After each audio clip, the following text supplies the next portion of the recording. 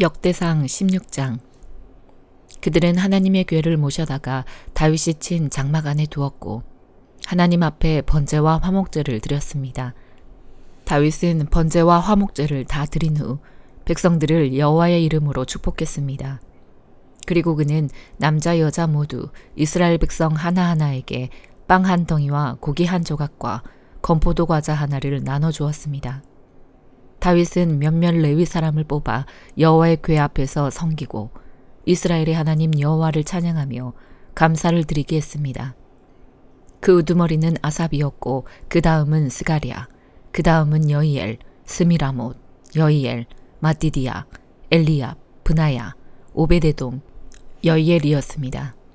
그들은 비파와 수금을 켜고 아삽은 심벌즈를 치고 제사장인 브나야와 야하시엘은 정해진 시간마다 하나님의 언약궤 앞에서 나팔을 불었습니다. 그날 다윗은 아삭과 그 형제들에게 먼저 여호와께 감사하라고 말했습니다. 여호와께 감사를 드리라. 그분의 이름을 부르라. 그분이 하신 일을 모든 민족들에게 알리라. 그분을 노래하라. 그분을 찬양하라. 그분이 하신 놀라운 일들을 말하라.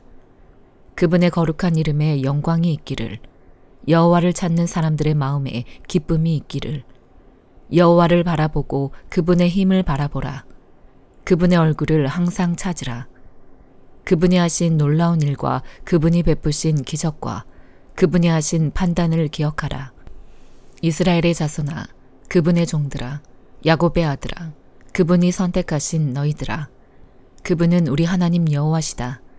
그분의 판단이 온 땅에 있구나. 그분이 그분의 약속 곧 천대에 걸쳐 명령하신 말씀을 너희는 영원히 기억하라. 아브라함과 맺으신 약속과 이삭에게 맹세하신 약속이 바로 그것이다. 그분은 이것을 야곱에게 율례로 이스라엘에게 영원히 계속되는 약속으로 세우셨다. 내가 너희 몫으로 가나안 땅을 너희에게 주겠다. 너희들의 수는 너무나 적어 보잘것없었고 그 땅에서 낯선 나그네였으며 이 민족 저 민족에게로 이 나라 저 나라로 떠돌아다녔다. 그분은 어느 누구도 그들을 억압하지 못하게 하셨고 그들로 인해서 여러 왕들을 꾸짖으셨다. 내가 기름 부은 백성을 건드리지 말라. 내 예언자들을 해치지 말라. 온 땅아 여호와께 노래를 부르라. 날마다 그분의 구원을 널리 알리라. 저 여러 나라에 그분의 영광을 알리라. 그분이 행하신 놀라운 일을 모든 민족들에게 알리라. 여호와는 위대하시고 찬양받으시기에 가장 마땅하다. 그분은 모든 신보다 존경받으시고 두려워해야 할 분이시다. 모든 나라들의 모든 신들은 헛것들이나 여호와께서는 하늘을 만드신 분이다. 영광과 위엄이 그분 앞에 있고 힘과 기쁨이 그분이 계시는 곳에 있다.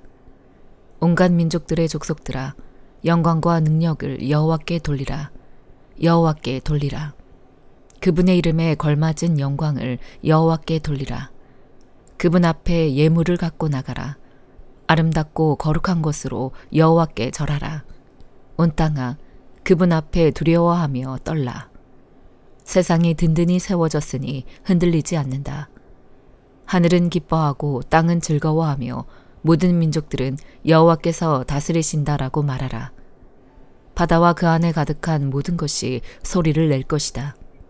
밭과 그 안의 모든 것이 즐거워할 것이다. 그때 숲속의 나무들이 노래할 것이다. 그것들이 즐거워하며 여호와 앞에서 노래할 것이다. 그분이 땅을 심판하러 오시기 때문이다. 여호와께 감사를 드리라. 그분은 선하시며 그분의 사랑은 영원하다. 너희는 이렇게 외치라. 우리 구원자 하나님이여 우리를 구원하소서. 우리를 모으시고 모든 나라들에서 우리를 구해내소서. 우리가 주의 거룩한 이름에 감사를 드리고 주의 영광을 찬양하게 하소서. 이스라엘의 하나님 여호와를 찬양하라. 영원토록 영원토록 찬양하라. 그러자 모든 백성들이 아멘하며 여호와를 찬양했습니다. 다윗은 아삽과 그 형제들을 하나님의 언약궤 앞에 있게 해 거기서 날마다 정해진 대로 섬기게 했습니다. 또 그들과 함께 일하게 오베데돔과 68명의 형제들도 도왔습니다. 여두둔의 아들 오베데돔과 호사는 문지기로 삼았습니다. 다윗은 제사장 사독과 그 형제 제사장들을 기브온의 높은 곳에 있는 여호와의 장막 앞에서 여호와께서 이스라엘에게 주신 여호와의 율법에 따라 아침 저녁으로 번제단에 번제를 드리게 했습니다. 그들과 함께 해만과 여두둔과 선택을 받아 이름이 기록된 나머지 사람들이 그분의 사랑은 영원할 것이다 하며 여호와께 감사를 드렸습니다. 해만과 여두둔은 나팔과 심벌지와 거룩한 노래를 위한 다른 악기들을 연주하겠습니다. 여두둔의 아들은 문 앞을 지키겠습니다. 그리고 모든 백성들이 각각 자기 집으로 돌아갔고 다윗도 자기 집을 축복하기 위해 돌아갔습니다.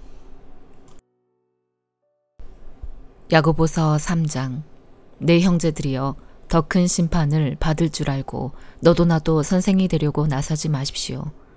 우리는 모두 실수가 많기 때문입니다. 만일 누가 말에 실수가 없다면 그는 자기의 온몸도 제어할 수 있는 완벽한 사람입니다. 우리는 말들을 길들이려고 그 입에 재갈을 물려서 말들을 다 끌고 갑니다. 보십시오. 그렇게 큰 배들이 거센 바람에 밀려가지만 항해사는 작은 키 하나로 방향을 잡아갑니다. 이와 같이 혀도 작은 지체이지만 큰 것을 자랑합니다. 보십시오. 작은 불씨가 얼마나 많은 나무를 태웁니까? 혀는 불입니다. 혀는 우리 지체 안에 있는 불의의 세계이며 온몸을 더럽히며 인생의 바퀴를 불사르며 지옥불에 의해 불살라집니다. 모든 종류의 짐승이나 새나 벌레나 바다 생물은 길들여질 수 있어 사람에게 길들여져 왔습니다. 그러나 혀는 아무도 길들일 수 없습니다. 혀는 지칠 줄 모르는 악이요 죽이는 독이 가득한 것입니다. 우리는 혀로 주와 아버지를 찬양하기도 하고 또 그것으로 하나님의 형상을 따라 지음받은 사람을 저주하기도 합니다. 찬양과 저주가 한 입에서 나오니 내 형제들이여 그래서는 안 됩니다. 샘이 어떻게 한 구멍에서 단물과 짠물을 낼 수 있습니까? 내 형제들이여 무화과 나무가 올리브 열매를 맺거나 포도나무가 무화과 열매를 맺을 수 있습니까? 이처럼 짠물 내는 샘이 단물을 낼 수 없습니다. 여러분 가운데 지혜롭고 분별력 있는 사람이 누구입니까? 선한 행실을 통해 지혜에서 나오는 온유함으로 자기의 행위를 보이십시오. 그러나 여러분의 마음에 지독한 시기심과 야심이 있다면 자랑하거나 진리를 대적해 거짓말하지 마십시오. 이 지혜는 하늘에서 오는 게 아니라 세상적이고 정욕적이며 마귀적입니다. 시기심과 야심이 있는 곳에 혼란과 온갖 악한 행위가 있습니다. 그러나 하늘에서 오는 지혜는 무엇보다도 성결하고 또한 화평하며 관용하고 양순하며 긍휼과 선한 열매가 가득하며 편견과 위선이 없습니다. 의의 열매는 화평하게 하는 사람들이 화평의 씨를 뿌려 거두는 것입니다. 오바댜 1장. 오바댜의 한상입니다. 여호와 하나님께서 에돔에 대해 말씀하셨습니다. 여호와께서 심부름꾼을 민족들에게 보내시며 너희는 일어나라 에돔과 싸우러 나가자라고 하시는 말씀을 들었습니다. 보아라, 내가 너를 이방 민족들 가운데 가장 작게 만들 것이니 네가 철저히 멸시당하게 될 것이다. 높은 평원의 바위 굴 은신처에 살며 누가 나를 땅바닥으로 끌어낼 것인가 라고 스스로 말하는 사람들아. 네 교만한 마음이 너를 속였다. 네가 독수리처럼 높이 날고 네가 별들 사이에 둥지를 틀더라도 내가 거기에서 너를 끌어낼 것이다. 여호와의 말씀이다. 너에게 도둑들이 들고 밤에 강도들이 들어도 그들이 취할 만큼만 훔쳐가지 않겠느냐. 너에게 포도 따는 사람들이 와도 포도를 얼마쯤은 남겨두지 않겠느냐. 그런데 너는 얼마나 처참히 파괴될까. 에서가 어찌 그렇게 샅샅이 뒤져지고 그가 숨겨둔 보물이 약탈되었는가. 너와 동맹을 맺은 모든 사람들이 너를 국경으로 몰아내고 너와 화평한 사람들이 너를 속이고 너를 제압했다. 너와 함께 식사하던 사람들이 너에게 덫을 놓았지만 너는 이를 알지 못하는구나. 여호와의 말씀이다. 그날에 내가 에돔의 지에 있는 사람들을 멸망시키며 에서의 산에 있는 지각 있는 사람들을 멸망시키겠다. 드마나, 네 용사들이 두려움으로 질릴 것이며 에서의 산에 있는 모든 사람이 학살당해 전멸될 것이다. 네 동생 야곱에게 행한 폭력 때문에 네가 수치를 뒤집었을 것이고 네가 영원히 멸망하게 될 것이다. 네가 수수방관하고 서 있던 그날 곧 낯선 사람들이 야곱의 재산을 가져가고 이방 사람들이 그의 문으로 쳐들어가 예루살렘을 두고서 제비뽑기하던 그날에 너도 그들 가운데 한 사람과 같았다. 네 동생의 날, 곧 불행의 날에 너는 방관하지 말았어야 했다. 유다 자손들이 멸망하는 날에 그들을 보고 너는 즐거워하지 말았어야 했다. 그들의 고난의 날에 너는 입을 크게 벌리지 말았어야 했다. 내 백성들의 재앙의 날에 네가 그들의 성문으로 행진하지 말았어야 했다. 그들의 재앙의 날에 너만은 그의 재앙을 방관하지 말았어야 했다. 그들의 재앙의 날에 너는 그들의 재산에 손대지 말았어야 했다. 도망가는 사람들을 죽이기 위해 길목을 지키고 서 있지 말았어야 했다. 그들의 환난의 날에 너는 살아남은 사람들을 넘겨주지 말았어야 했다. 왜냐하면 모든 민족들에게 여호와의 날이 가까이 왔기 때문이다. 네가 행한 행실이 그대로 너에게 이루어질 것이며 너의 행한 대로 너의 머리 위로 돌아갈 것이다. 너희가 내 거룩한 산에서 마신 것처럼 모든 민족들이 계속 마실 것이다. 그들이 마시고 또 마셔 그들이 본래 없었던 것처럼 될 것이다. 그러나 시온산에는 피할 사람이 있고 그곳은 거룩한 곳이 될 것이다. 야곱 족속은 자기 유업을 차지하게 될 것이다. 야곱 족속은 불이 되고 요셉 족속은 불꽃이 될 것이다. 그러나 에서 족속은 그루터기가 돼 그들이 그것들을 태우며 삼킬 것이다. 에서 족속은 살아남은 사람이 하나도 없을 것이다. 여호와께서 분명히 말씀하셨다. 네게부 사람들이 에서의 산을 차지할 것이다. 또 서쪽 평지의 사람들이 블레셋 땅을 차지할 것이다. 그들이 에브라임의 영토와 사마리아의 영토를 차지할 것이다. 베냐민은 길르앗을 차지할 것이다. 포로 생활에서 가나안으로 돌아온 이스라엘 사람들은 사르바까지 영토를 갖게 될 것이다. 스바랏에 있는 예루살렘 출신의 포로들은 네게부의 성읍들을 갖게 될 것이다. 에서의 산을 다스리기 위해 구원자들이 시온산으로 올라갈 것이다. 그리고 그 나라는 여호와의 것이 될 것이다. 누가복음 5장. 예수께서 하나님의 말씀을 들으려는 사람들에게 둘러싸여 게네사렛 호숫가에 서 계셨습니다. 예수께서 보시니 배 두 척이 호숫가에 되어 있고 어부들은 배에서 내려 그물을 씻고 있었습니다.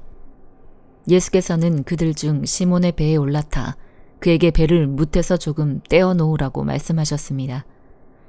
그러고는 배 위에 앉아 사람들을 가르치셨습니다. 말씀을 마치신 후 예수께서 시몬에게 명령하셨습니다. 물이 깊은 곳으로 나가 그물을 내리고 고기를 잡아라. 시몬이 대답했습니다. 선생님, 저희가 밤새도록 애썼지만 아무것도 잡지 못했습니다. 그러나 선생님의 말씀대로 제가 그물을 내려보겠습니다. 어부들이 그 말씀대로 했더니 그물이 찢어질 정도로 많은 고기들이 잡혔습니다. 그래서 그들은 다른 배에 있는 동료들에게 와서 도와달라고 손짓했습니다. 그들이 와서 두 배에 고기를 가득 채우자 배가 가라앉을 지경이 되었습니다. 시몬 베드로가 이 광경을 보고 예수의 무릎 앞에 엎드려 말했습니다. 주여, 제게서 떠나십시오. 저는 죄인입니다. 베드로와 그 모든 동료는 자기들이 잡은 고기를 보고 놀랐던 것입니다. 세베대의 아들들이며 시몬의 동료인 야고보와 요한도 놀랐습니다. 그때 예수께서 시몬에게 말씀하셨습니다. 두려워하지 마라.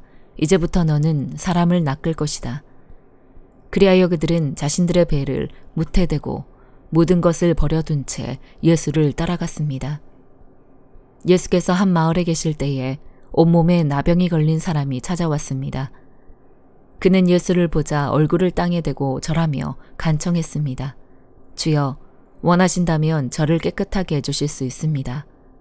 예수께서는 손을 내밀어 그 사람에게 대며 말씀하셨습니다. 내가 원하노니 깨끗해져라. 그러자 곧 나병이 그에게서 떠나갔습니다. 그때 예수께서 그에게 명령하셨습니다. 누구에게도 말하지 마라. 다만 가서 제사장에게 네 몸을 보이고 몸이 깨끗해진 것에 대해 모세가 명령한 대로 예물을 드려라. 그것이 그들에게 증거가 될 것이다. 그러나 예수에 대한 소문은 더욱더 퍼져나가 많은 사람들이 그분의 말씀도 듣고 병도 고치려고 모여들었습니다. 하지만 예수께서는 외딴 곳으로 물러가 기도하셨습니다. 어느 날 예수께서 가르치고 계실 때 바리새파 사람들과 율법학자들이 갈릴리의 모든 마을과 유대와 예루살렘에서 와 앉아 있었습니다. 그리고 예수께서는 주의 능력이 함께함으로 병을 고치셨습니다. 그때 몇몇 사람들이 중풍병에 걸린 사람을 자리에 눕힌 채 들고 왔습니다.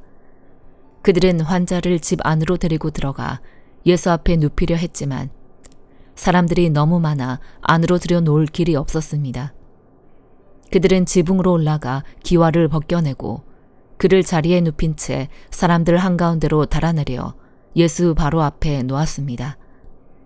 예수께서는 그들의 믿음을 보고 이 사람아, 네가 죄를 용서받았다라고 말씀하셨습니다. 그러자 바리새파 사람들과 율법학자들은 의아하게 생각하기 시작했습니다. 이 사람이 대체 누구인데 하나님을 모독하는가? 하나님 한 분 외에 누가 죄를 용서할 수 있단 말인가? 예수께서는 그들의 생각을 다 알고 말씀하셨습니다. 너희는 왜 그런 생각을 마음에 품느냐? 네가 죄를 용서받았다 하는 말과 일어나 걸어라 하는 말 중 어느 것이 더 쉽겠느냐? 너희들은 인자가 땅에서 죄를 용서하는 권세를 가지고 있음을 알아야 한다.